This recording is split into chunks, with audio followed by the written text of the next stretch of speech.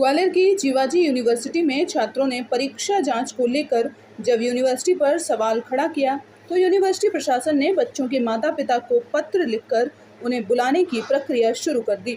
इससे छात्रों का गुस्सा 7वें आसमान पर पहुंच गया और छात्रों ने यूनिवर्सिटी में हंगामा करते हुए अधिकारियों को जमकर खरी खोटी सुनाई।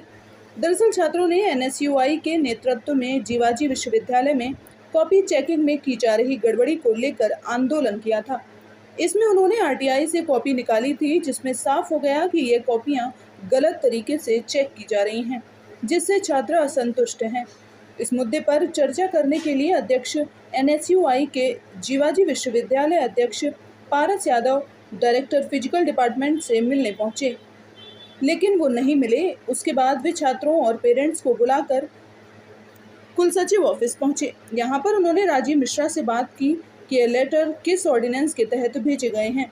छात्रों के पेरेंट्स को तो वो जवाब नहीं दे पाए, जिससे साफ देखा जा सकता है कि कुलपति और कुलसचिव बच्चों पर दबाव बनाकर कोर्ट जाने से रोकने का काम कर रहे हैं, जिससे इनकी गड़बड़ियां सामने ना आ पाएं। आपको बता दें कि इस मौके पर जीवाजी विश्वविद्यालय अध्यक्ष की तरफ से चेतावनी दी गई है, अगर किसी छात्र को कुछ हुआ तो इसका जिम्मेदार कुलसचिव और कुलपति होंगे। किस तरह का जीवाजी विश्वविद्यालय ने छात्रों के पेरेंट्स को पत्र लिखा है, किस लिए पत्र लिखा है, क्या पूरा मामला है? ये मामला है BPEd के छात्र हैं जिनकी कॉपियों की गड़बड़ियों को लेके हमने आवाज़ उठाई थी और जिनकी RTI से हमने कॉपी निकालकर इन लोगों के समक्ष रखी थी, जिसमें साफ देखा जा सकता था कि इन लोगों ने कितनी बड़ी कॉपी चेकिंग में गड़बड़ियाँ की हैं।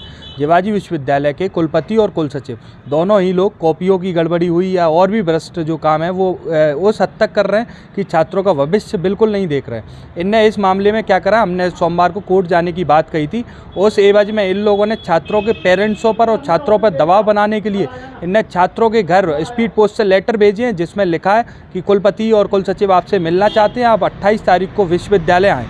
मैं विश्वविद्यालय के कुलपति और कुलसचिव से पूछना चाहता हूँ कि ये लोग ये पेरेंट्स को आपने किस लिए बुलाया, किस ऑर्डिनेंस में लिखा है कि आप किसी के छात्र के घर वालों को बुला सकते हैं?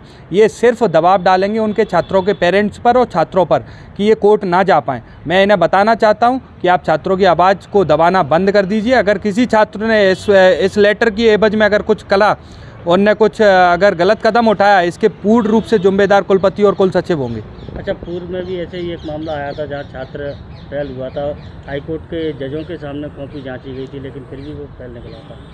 ये मामला वो पूर्व में जो मामला हो, पर ये मामले में साफ आप कॉपी में देख सकते हो, उन्हें चिट लगाकर नंबर छुपाने के काम करें और नंबर नहीं दिए हैं। एक क्वेश्चन को ये चैलेंज, ये इनकी बहुत बड़ी गड़बड़ी पकड़ी जा रही है। इस वजह से ही तो इनने छात्र के घर लेटर भेजा है। इनका इसमें निजी स्वार्थ है, क्योंकि एजेंसियाँ जो इनने दे रखी हैं, जो टेंडर दे रखे हैं कॉपी चेकिंग में, इनका साफ साफ उसमें कमीशन है, जो कमीशन पे काम कर रहे हैं कुलसचिव और कुलपति।